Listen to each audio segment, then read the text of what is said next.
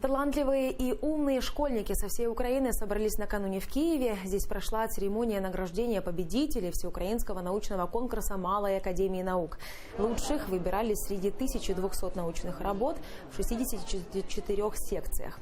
Среди разработок экономная ветровая станция, которая нагревает воду, прибор, что с помощью электротока улучшает кровообращение, роботы, которые способны обходить препятствия и управляются смартфоном.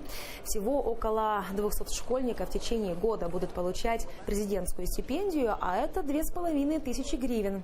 Еще 21 ученик получил специальные грамоты от секретаря СНБО. Их роботы будут использованы в укреплении обороноспособности Украины.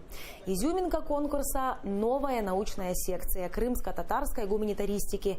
Здесь представлены работы по изучению традиций крымско-татарского народа и его истории. В МАН говорят, что так хотят популяризировать крымско-татарскую культуру среди молодежи, а также считают, что подобные исследования помогут вернуть Крым.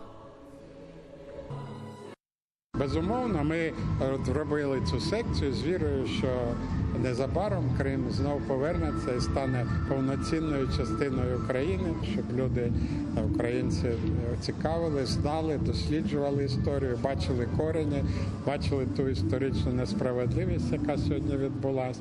Ну і я думаю, що для молоді це надзвичайно важливо, щоб відчувати себе патріотами, українцями.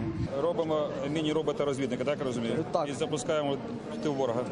Можна і так зробити. Це оце конкретно. Я переконаний, що серед розробників цих проєктів є майбутні генеральні конструктори наших потужних ракетних систем, нашої нової військової техніки і зброї.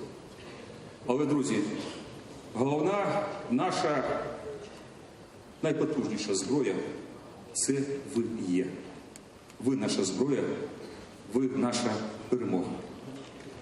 Дякую вам і слава нашій Україні!